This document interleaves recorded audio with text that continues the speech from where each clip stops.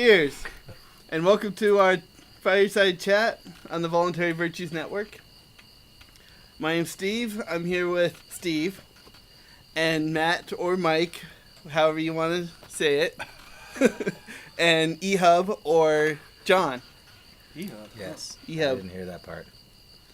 We're going to be talking about peaceful parenting today, but first, the beer I'm drinking today is Islander? Is it Islander or Pacific Islander? What's your bottle say?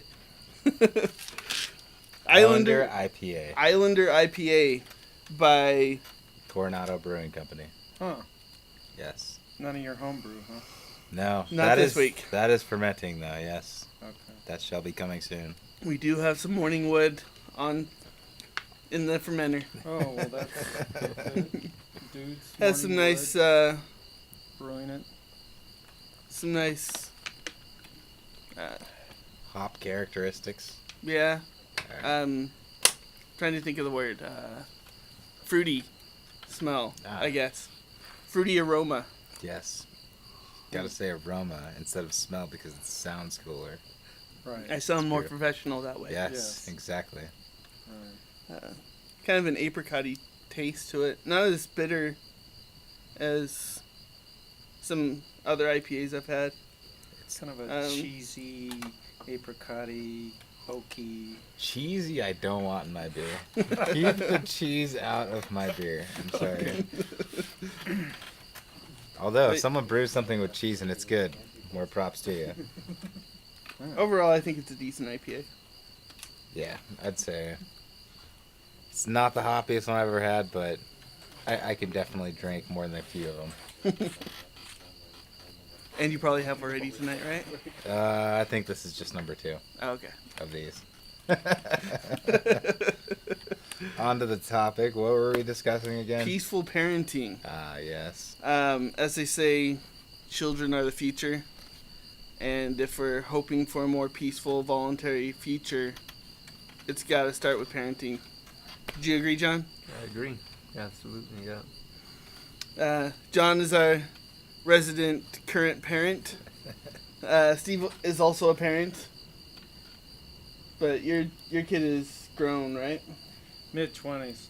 But, believe me, you never stop being a parent. Right. Like that funky Yeah. Steve Martin movie years ago, Parenthood. You Yeah, ever seen exactly. it? So true. Yeah. I mean, not that you boss them around or anything. At any age. Which is kind of what we're talking about tonight. Right. John, I think you studied the topic more than any of us. How would you describe peaceful parenting as a general parenting style versus other Yeah. more traditional styles of parenting? To me, it's it's a different way of communicating with your children to try to get them to understand their feelings and communicate them, expand their vocabulary relative to emotions, and just with the end state of hopefully raising peaceful children who in the future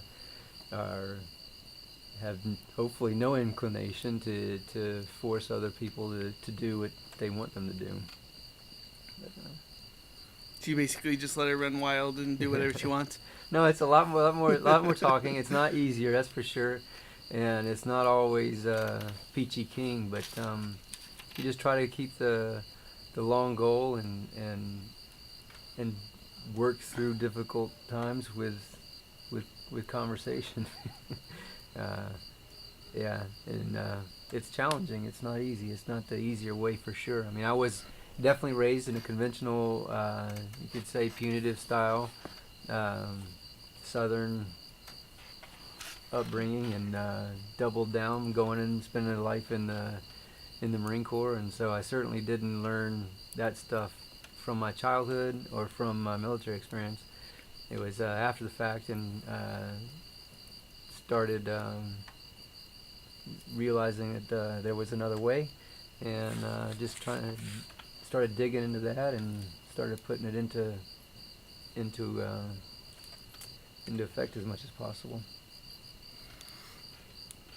So, it's basically a completely different way of looking at parenting, right? I would say yes, definitely.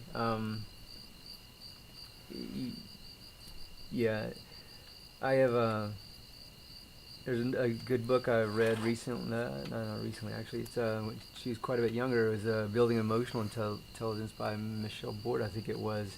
And as an example, it has a bunch of vocabulary words just relative to specific principles: kindness, compassion, empathy. And we used to do exercises watching soap operas on mute, and I'd pick one of the words and then just have her explain to me what she thought, what emotions they were talking as an example. So that's one thing we have done. That's just try to build a bigger emotional vocabulary, so that when we have hard times, she can communicate what's really bothering her. What would you say to somebody who said, well, isn't that so much a focus on emotion? Doesn't that make them kind of soft, so to speak? That's an interesting point, but yeah, I think one could make that argument. I mean, we're all from... Right. I think we're all from authoritarian type... Right. And I could see someone making that upbringings. argument. I mean, from my family, I think what's more an affront is seeing this dialogue go down with a child that's borderline, having a issue, maybe not responding, demonstrating instant obedience to demands, and having a conversation about it. I know that would be that's what would be most difficult for like my family looking in on, like, well, this is crazy, what's going on, I think the main thing is that you're no longer claiming authority to tell them what to do. It's more rationalizing what exactly you want them to do, right? Yeah, and Alfie Cohen's another good source, unconditional parenting, and there's different extremes of it, sure. I definitely know people who they're very, very liberal with it, and maybe more successful at that extreme than some others. But that's the general premise. Yeah, it's trying to get everything down to, getting them to do things voluntarily instead of forcing them to do things, and so that they'll grow up, excuse me, with a general voluntarist philosophy through life, hopefully. Yeah, Marshall Rosenberg is another good reference. I think he's often said, when it comes to parenting, you want to ask yourself two questions. Number one, what do you want them to do? And this one's easily answered by both schools of thought, or most schools of thought, really, on the matter. But the other question you want to ask is why? What do you want their motives to be? And I think that's where it really comes into play, the idea of peaceful parenting. Well said, yeah. Because you don't with an authoritarian or disciplinarian view, the motive is often to not get in trouble. Right. Basically. And it teaches them that might is right, essentially, or to obey a claimed authority, Sure. Right. without any proof of any knowledge of what they're discussing. Yeah, and that's written on our board in there. And as a matter of fact, rationality is a virtue, which I'm pretty sure comes from Ayn Rand. It's an objectivist principle. Yeah, so she's been getting that for a long time, and she calls me out quite frequently. That's good. Yeah, She's thinking. Yeah, That's awesome. Yeah, like I may say something maybe out of frustration with her, and she's like, "What does that have to do with X?" You know what I mean? That's so cool. That is so cool. Yeah, at 7 years old. That's so awesome. Yeah, it's pretty cool. my understanding is that the reason emotions are so important is because if you understand the language of emotions, you can better communicate your needs, correct? Yeah, exactly. Yeah. Most of our tantrums originate from something, and oftentimes that's underneath the surface. Since we're not trained to speak with empathy or connect these tantrums, if I call them tantrums, to the actual need. Oftentimes people are arguing about something on the surface when the deeper issue we're not even talking about. And so that's why we talk about the emotions and try to connect what our problems are, find the root of our problems so we can discuss the root, strike the root on the issue. Exactly. That's really interesting. So you're doing you've done the soap thing with the volume off with your daughter, Yeah. and that's to develop empathy. Well, that's yeah. So that she So, can and I don't recall all the principles, but there's kindness, empathy, compassion. Did I say kindness? I did, didn't I? And now it's a little bit rusty, but there's these I think it's 11 principles that she has in the book. Mm-hmm. And then you go through each principle, and there's like 40 or 50 vocabulary words just related to that principle. So that's essentially the kind of drills we were doing. And does she suggest that as an actual exercise? She does in the book, yeah. So it's not like that's really interesting. What I've done with Cora is, and it has a different effect, but is watch subtitled movies. I like Asian movies, or Asian historical pieces, Korean specifically, some more Japanese and some Chinese, and we'll watch the movies in subtitles. And I hope that's reinforcing that movies you have to read can be entertainment too, and there's also the historical element of that, and that's been kind of fun. And so my take on how important the thing of empathy is that I think that we live more and more in a society where I think sociopathy is it's almost like a virus. And the fact that there's wars going on all over the place and people don't even pay attention to that. They can't even connect that there's, Iraq, for example, millions of people, innocent people, dying, Afghanistan, what's going on in Israel, what's been going on with the Palestinians forever. Nobody connects to that these are real people, families torn apart, injured for life, dying, and because there's that lack of moral equivalence in all those things that normally we're taught. You don't hit, you don't steal, but then when we become adults, because we've been raised in an authoritarian way, we grow up to expect something outside of ourselves should boss us around, and that those things that we don't do and we don't even think are right to do, and we would certainly question with family members, friends. We would disassociate with people that did steal and murder.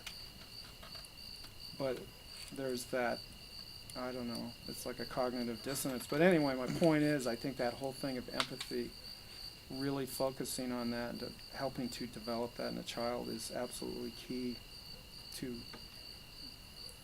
creating a better future, so that they will do the same with their kids. And yeah, I agree, and I would add, for anyone who's going down this road or thinking about this road in the future, from someone who wasn't raised this way, and like I mentioned, spent time in the military, so it's just to help reinforce my own punitive upbringing. It's not like anybody's perfect or there's a perfect way to execute it, but my attitude has been, if I can be successful, at least even with dealing with adults, using nonviolent communication, compassionate communication, whatever you want to call it, at the 40 percentile, and reduce conflict in my life by that much as a modest goal, I think. And the same with in parenting, that hopefully the next generation, Cora, can be much more successful employing that, closer to near universal. And as it grows and spreads and more people are doing it, then even if best case scenario we only reached 80% at the individual level, when you encounter other people who are doing it at 80%, then the odds are you bump into them when they're exercising it. And so it's never going to be perfect, but the point is that it could become so social evolution to the point where conflict is greatly mitigated because people have learned how to speak with empathy, connected to Right. connected communication form. Right. Just like slavery at one time was The norm. accepted, Right. and now nobody would think, except for some insane person, would think that slavery is cool. And so ultimately, Well, long after overtly I'm gone. chattel slavery. Yeah, overt you chattel mean. slavery, exactly. Yeah, it still goes on, and but not, well, not- overt yeah, slavery. But right. Yeah. Okay, well, that's a whole topic. Exactly. Yeah, agreed. It's another I think something that really plays into this too, and you kind of brought it up, is our language. Marshall Rosenberg kind of delineates it into two different ones. Jackal, which is kind Right. of talking at people, Right. and giraffe, which is trying to understand people. And the And giraffe comes from the big heart. Right. Yeah. The animal has the biggest heart of yeah. Does it really? any Yeah. mammal. Oh, I didn't know that. That's how he came up with giraffe. Yeah. Mm. So that's why actually maybe you've heard me crack a joke about embrace your inner giraffe. I think I have actually. Yeah. But yeah, the language is very important. How you talk to people how you say something can easily completely change how somebody else perceives what you said. Right. Absolutely. I think that's another thing about the whole peaceful parenting thing is you want to treat the children as anybody else. You want them to become accustomed to this is how humans treat each other. You don't want to Right. treat them like they're inferior or like they must obey you because you're an authority figure. You're showing, hey, we work together because it makes sense for Right. both of us. Right. And see. And in cases where they should listen to you, it's because you know more. You're more wise because you're older. You've experienced more, not because And you're could- in charge and you're But- their authority. Not only that you Right. know That's more, important. but that you can communicate it well to them. That's is a that very a- important point. Which too. means that you have to be, as a parent, you have to be adult enough to come to your kids, Yeah. like John was talking about a little bit ago, and admit that you fucked up. Well, you don't say that to them, but you screwed up. I've done that You plenty make of times. mistakes. Absolutely. Yeah. Absolutely. I I've done used that to a do lot. that with my kids, Yeah. and the payoff to me, and I did not understand, I didn't know about the concept of peaceful parenting when my kids were little, but I figure we were probably about 85% there.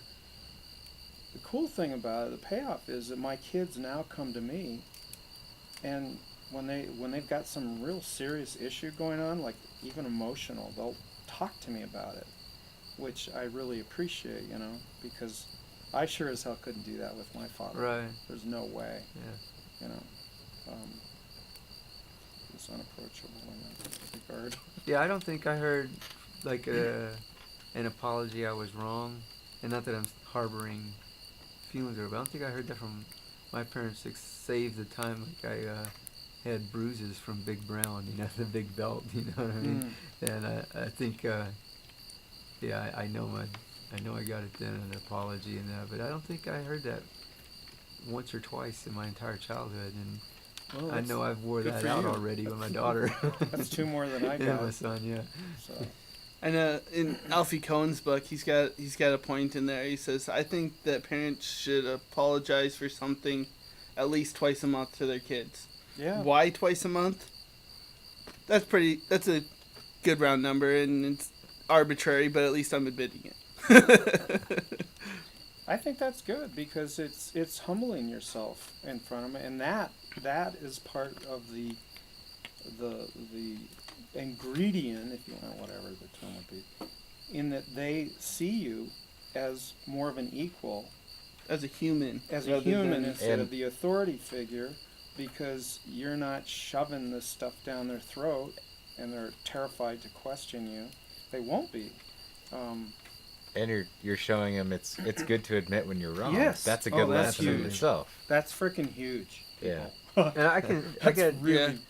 I can say as well that my son was 13 and a half, 14 before I started reading this. So we were going into the teenage years with a lot of conflict. And it definitely turned it around. And I think that aside, all that from aside, I think a good message was sent to my son then, that he could see that adults anybody can change. Anybody can do it at any time. So whenever we're frustrated and have a down look at what's going on in the world around us, anybody can change at any time. And that's a powerful antidote for anybody. Mm-hmm. Yeah, I can definitely say that it helped to reduce conflict and improve my relationship with my son. So as I took it on later, I was parenting him early on, just like I was parented. Sure. And yeah. Yeah, well, that's pretty good that you were able to pull it off at 13, because normally by 13, I mean, he seems like a pretty centered kid, Right. Yeah. and so I think that probably had a lot to do with it, like you're saying, is coming to him and saying, okay, I think I did some stuff wrong in the past, and I'm sorry about that, But I think that's also part of the thing of empathy, because as an adult, when you recognize you screwed up and you apologize to the kid, a sincere, genuine apology, instead of, yeah, I'm sorry, that's not an apology, that's BS. That's also that thing of empathy, because you've recognized in them that you may have hurt them, and then them seeing that you are being empathetic, it's kind of a good thing. And one of the things that comes up a lot, I hear in parenting, is when children make mistakes, is say you're sorry. Mm-hmm. Modeling it, yeah. But when the child apologizes under those kind of circumstances, are they really sorry? No. They're just not wanting to get hit or something, Yeah, You can't put a club over their head and say you're sorry. Right. Yeah, when you communicate to them, when they're not acting in a way we would prefer them to act, at least in my case, you just try to attach how would someone else feel when they're acting this way. Always try to attach it to feelings, so that there are repercussions right. without doing guilt. Right. Like a lot of parents. Oh yeah. My mom, big time guilt. Yeah. Guilt. Yeah. And it's difficult. I'm telling you. I'm not here to tell you it's easy for sure. But, no. I think the long view, it's definitely the better way, I believe, for sure. So I think the main thing is point here. Having the children understand why humans are doing what they're doing, including their parents, like what it is that causes humans to do what they do, and getting them adjusted to knowing what that is, because the easier you can understand people, the more easy it is to interact with them and deal with them and trade with them and do anything, and you won't have issues come up if you understand what makes people tick. Right. And if you understand why people are doing things, you can also see, hey, they're doing it for this reason. It's not to hurt me or, anything that's personally attacked against me. It's because of this. This is why they're doing it. So, it's good to allow children to figure out what that is, what makes people tick. Right. And I think the word I should have used when I was describing that is negotiation. You're always negotiating. Yeah, exactly. Really that's a powerful point. Okay. Right. So, yeah, I don't have to run away with it.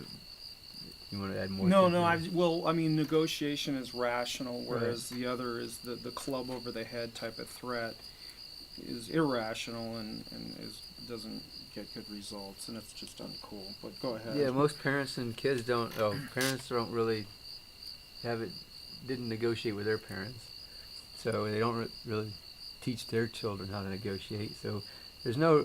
When do people learn how to negotiate? Everything's preferable to be done voluntary, and the only way you really get there is by honing your negotiation skills. So with Cora as an example, I negotiate frequently. I even try to get her. Sometimes she'll forget, and I'll be like, "Hey, let's negotiate." Just remember. Because I might say no, but come back with something. Just to help prime her to always be negotiating. And so hopefully, when she's 22 or whatever, and she's going for that job, and so says this is your salary, she just doesn't sheepishly put her head down and say okay. You want her to be strong enough and secure enough and have the negotiation skills to say, no, I'll do this job for X, and I want her to. Right. We all should be strong enough to be able to know when we can negotiate for something better than. Mm-hmm. But that's an important point. Thanks for bringing that up. Yeah. And the longer you practice something like that, the better you're going to get at Absolutely. it. So if you're starting it earlier and you're getting these skills at an earlier point, then it's going to give you a better position in the long run. Yeah. And I just want to add something real quick. When we talk about punitive type child rearing, we're not talking purely spanking. We're talking spankings, timeouts, positive reinforcements. Right, all of those are encompassed in. Manipulation. Yeah, all of it is encompassed in the punitive. What do you mean by positive reinforcement? If you do this, then you can have cookies after dinner, or Okay. Bribes. yeah. yeah, right. I mean, because essentially there's nothing different from that from negative reinforcement. Mm-hmm. If you take the positive as a given. Alfie Kohn has another one, punished by rewards. Yeah. Yeah. Yeah, that's a good book. That's really that's really like almost schizophrenic. It's Yeah, and when you talk about negotiation, you're not. I'm sure you're not talking about. Well, you can't go to this blood and gore movie, but maybe we can let you have a little bit more computer time as payment type of thing, either, right? No. More of a reasoning thing. Yeah. More of like back and forth why this shouldn't happen. Right. Yeah, I just wanted to. Yeah. Right. Clear that up. Yeah. Well, unfortunately, we're out of time. Yes. Maybe we can pick the subject up another time. Sounds good. We didn't get to robot sex again. Makes sense. Man. Makes sense this week. For the first time. Maybe next week, though. Anyway, Cheers. have a good Good one. night.